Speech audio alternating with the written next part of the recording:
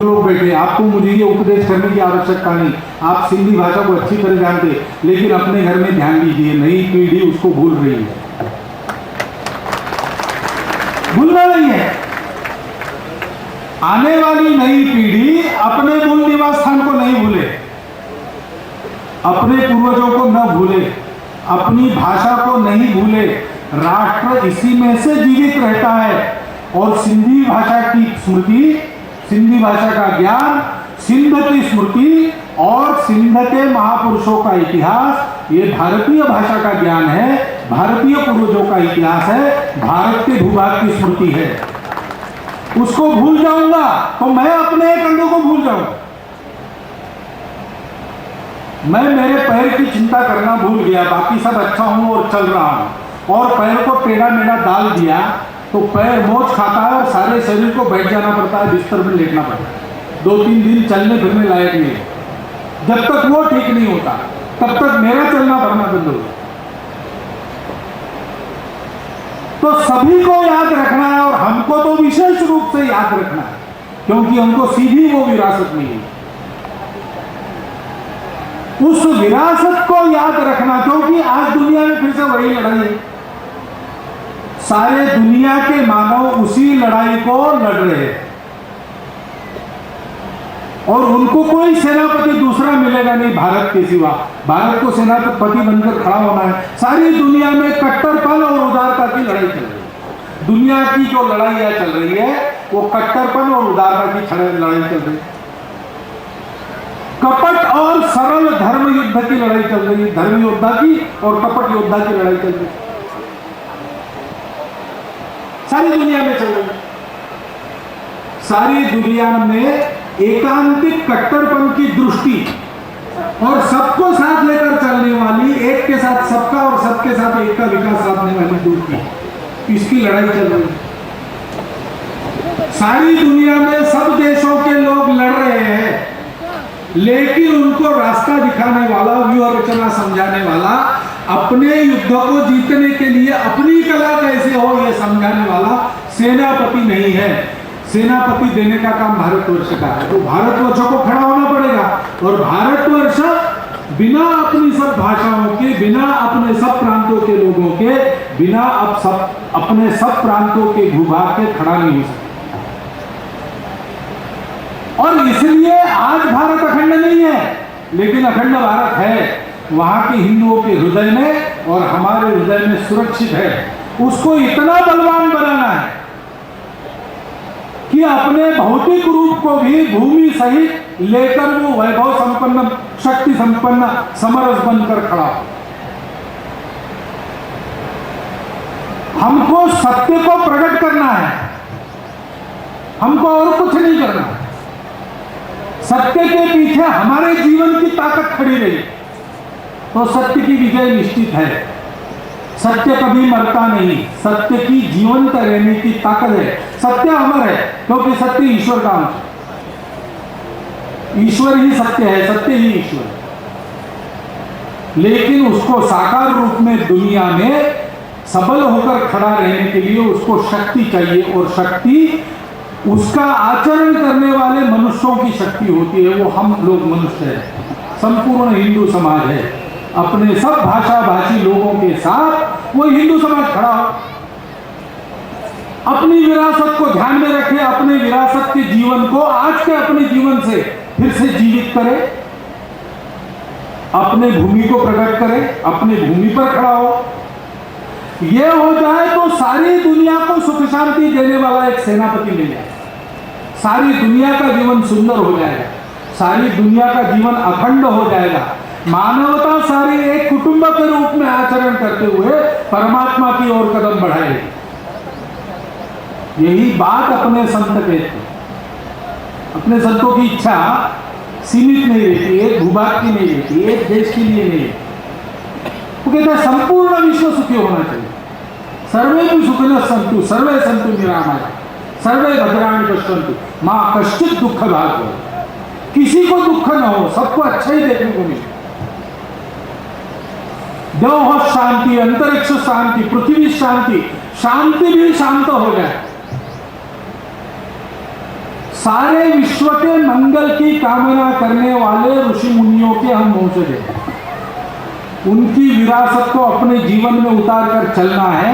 ऐसा चलने में संघर्ष अपरिहार्य है। भगवान सबकी परीक्षा लेता है, हमारी भी ले रहा है और लेते रहे। परीक्षा में उत्तीर्ण होने के लिए पेपर को कैसे देना चाहिए, उत्तर कैसे लिखना चाहिए, राजा दाहर सेन जैसे हमारे महापुरुषों ने अपने जीवन से बताया है, उसको भूलना नहीं। ये जीवन हमको सिखाया अपने भूमि में। आप कल्पना कीजिए, दुनिया में हमको जीना है और अगर भूमि मिली है अरबस्तान जैसी, जहां भूमि कुछ नहीं है, तो हमारे सामने क्या चारा रहता। हम भी रेगिस्तान से आने जाने वाले व्यापारिक काफिलों की सेवा करते, छोटे छोटे काम ईमानदारी से, सस्ते में, ज्यादा समय लगाकर प्रामाणिकता से करते, क्योंकि वो कोई परमानेंट नौकरी नहीं है। आज का काम कल फिर से मिलना चाहिए। और ये नहीं करते बनता, अहंकार प्रचंड है तो हाथ में तलवार लेकर उनको लूटते। हम लुटारू होते तो हमको भी लूटने वाले पैदा होते, तो हमको सदा तैयार रहना पड़ता। ऐसे ही हमारा स्वभाव बनता। हमारा स्वभाव ऐसा नहीं बना। क्यों नहीं बना? हिमालय के दोनों भुजाओं में सागर पर्यंत फैली हमारी भारत भूमि विविधता से भरी हुई है। सब कुछ देती है, सबको देती है, सबके लिए पर्याप्त है। लड़ाई झगड़े करने की जरूरत नहीं है। अपनी मेहनत करो, अपने भूमि में खूब कमाओ, खूब खाओ, सबको देते जाओ। बाहर से आए दो चार लोग तो हम पूछते नहीं तुम्हारी भाषा क्या है, तुम्हारा पंथ संप्रदाय क्या है, क्योंकि हमको विविध पंथ संप्रदायों में जीने की आदत है। विविध भाषाओं के बोलने वाले हम सब लोग एक कुटुंब के नाते इकट्ठा रह सकते हैं, हमारी आदत है। हम उनको भी नहीं पूछते, आओ बसो, तुम भी बसो, तुम भी खाओ। हमको मतांतरण करने की जरूरत नहीं। सारी दुनिया मिलकर कैसे चल सकती है, इसका नमूना हमारा जीवन है, हमारे जीवन की विरासत। क्यों? क्योंकि हमारी भूमि ऐसी है। उस मातृभूमि को नहीं भूलना। उसके बिना हमारा धर्म संस्कृति भी नहीं है, क्योंकि उसी ने हमको इस दिशा में भेजा। उसी ने हमको कहा कि बिना लड़ाई झगड़ा करते अगर जीवन चलता है तो क्यों खतरे में पड़ते, क्यों अपने मन को खराब करते हो कटु भावना से। सत्य पर चलो, अहिंसा पर चलो, प्रेम से रहो, मिलजुल कर चलो। ऐसा करते करते हमने सारी दुनिया के मूल को, ईश्वर को साक्षात कर लिया। उस भूमि का प्रताप है। वो जगत जननी माता हमारा पोषण केवल देह का नहीं करती, हमारे मन बुद्धि स्वभाव को भी उसी ने हमको दिया है। इसलिए हम भारत माता के, उस भूमि को भूलना नहीं। उसका एक अंग उधर है। आज अपने बाजुओं के पुरुषार्थ पर कल उसको वापस लाएंगे। जैसा वापस ला सकते वैसा लाएंगे। प्रेम से आ सकता है, प्रेम से आएगा। नहीं, संघर्ष करना पड़ेगा, संघर्ष करेंगे। लेकिन पहले हम तैयार तो हो जाए। हम याद तो रखें क्या क्या हमारा था। हम याद तो रखें कि हमारा जो था उसको हमारा ही रखने के लिए हमारे महापुरुषों ने कैसा कैसा इतिहास रचा है, कैसे कैसे बलिदान दिए। नई पीढ़ी में ये ज्ञान संक्रमित करना बहुत आवश्यक है, क्योंकि ये संघर्ष 1-2 वर्षों का नहीं है, ये 1000 वर्षों से चल रहा है। और आज मुझे लगता है, मेरा अपना हिसाब है, वो गलत भी हो सकता है, लेकिन मुझे लगता है कि और 50-60 साल चलेगा, उसमें विजयी होना। तो और आगे की 2-3 पीढ़ियां इसी भावना से इस संघर्ष को करे, अपना जीवन जले, अपना जीवन जलाए। भारतवर्ष के जीवन में आज एक क्षरण नजर में आ रहा है। बाकी कोई खतरा हमारे लिए नहीं है। बाकी खतरे तो हमारे यहाँ 1000 वर्षों से नाच रहे। हमने उसको अपने इतिहास में और अपने वर्तमान में 10-10 हजार पछाड़ा है, वो हमको समाप्त नहीं कर सकते। लेकिन जिस कारण 1000 वर्ष के संघर्ष के बाद भी वो नाच रहे हैं, वो हमारी अपनी दुर्बलता है। वो दुर्बलता को दूर हटाना, हमारी अपनी कमियों को दूर करना। और हमारी अपनी कमियों को तभी दूर कर सकेंगे जब हमारी कुल कीर्ति का ज्ञान हमको होगा, अपने पूर्वजों का ज्ञान हमको होगा। राजा जन्मेजय के सर्प यज्ञ में हिंसा हो रही थी। उस हिंसा को रोकने के लिए ऋषि आए, उन्होंने उसको बंद करवाया और राजा जन्मेजय के यहाँ कथा करवाई। उस कथा में क्या बताया? राजा जन्मेजय के पूर्वजों की कथा, पांडव कौरवों की कथा बताई। धर्म आचरण पर कैसे दृढ़ रहना, उसके लिए संघर्ष कैसे करना, फिर भी मन में अहिंसा प्रेम को ही कैसे पालना, कटुता कैसे नहीं आने देना, ये बताया। राजा रामचंद्र को वनवास के दिनों में ऋषियों ने कहानियां बता बताकर रघुवंश की महत्ता बताई। हनुमान जी का बल जागृत करने में हनुमान जी को जाम्बवान जी ने उन्हीं की कथा सुनाई, उन्हीं के पूर्व पराक्रम का ज्ञान दिया। हमको भी अपना पूर्व इतिहास याद करना है, अपने महापुरुषों को याद करना है, उनके जीवन को याद करके अपने जीवन में उतारना है, नई पीढ़ी में उतारना है इस भावना को, और इस संघर्ष को आगे बढ़ाते बढ़ाते सारी दुनिया के सुख शांति के लिए आज हमारी दुश्मन बनकर जो शक्तियां खड़ी है उनकी भी भलाई के लिए उसको यशस्वी करना है।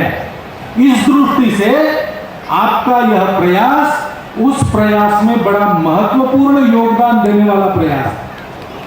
और इसलिए मैंने भारतीय सिंधु सभा के कार्यकर्ताओं ने एक दो बार कहने पर अपने कार्यक्रम को एक दिन कम करके यहां आना मान्य किया। यहां आने पर जब मैंने देखा कि यहां सब सारे संतम रत्न विद्यमान है, तो मुझे लगा कि मैं यहां नहीं आता तो भी चलता, क्योंकि जो मुझे कहना है उसकी याद उन्होंने आपको दूसरे शब्दों में अभी मेरे सामने दी। उनके इस संदेश को हृदयंगम कीजिए, अपने स्मृति को पूर्ण साबुत रखिए, अपने आचरण को उस स्मृति के अनुसार गढ़िए और अपने नई पीढ़ियों को उस स्मृति के संस्कारों में पालिए। अपने देश के, दुनिया के और अपने स्वयं के उद्धार का यही मार्ग है, भूलना नहीं है। इसलिए इतिहास यहाँ पर है, एक बार देख लेंगे तो तरोताजा हो जाएगा, लेकिन उस इतिहास को अपने हृदय में कायम रखकर नया इतिहास रचने के लिए उन ऐतिहासिक महापुरुषों जैसी जीवन की प्रखरता को, तेजस्विता को उत्पन्न करना अपने हाथ में है। उसको उत्पन्न करने का और नई पीढ़ियों में भी उसका संस्कार डालने का संकल्प लेकर हम यहाँ से जाए, संतों के आदर्श को शिरोधार्य करके उसका पालन करें। इतना एक और आपको, आपके प्रति अनुरोध करता हुआ, आपका धन्यवाद करता हुआ, संतों को नमन करता हुआ मैं अपने 4 शब्द समाप्त। बहुत बहुत धन्यवाद। आज ऐसा विरंगम दृश्य सिंधुवती महाराजा दार सिंह के 1300वें बलिदान दिवस के उपलक्ष्य में श्रद्धांजलि कार्यक्रम में परम पूजनीय सरसंघचालक जी का आशीर्वाद, संतों महात्माओं का आशीर्वाद और देश भर से पधारे हुए सभी कार्यकर्ताओं द्वारा श्रद्धा सुमन अर्पित करने का अवसर। और ऐसे पवित्र प्रांगण में मैं बताना चाहूंगा कि लगभग 15 साल हो गए इस इमारत को बने हुए, और आज पहली बार हुआ है कि जब बारिश नहीं आई और मौसम ने मेरे साथ दिया, आशीर्वाद दिया है। मैं कार्यक्रम की अंतिम कड़ी में राष्ट्रीय महामंत्री सम्मानीय घनश्याम दास जी को हृदय से निवेदन करूंगा कि सबका आभार प्रकट करने के लिए पधारे हैं। सम्मानीय घनश्याम दास।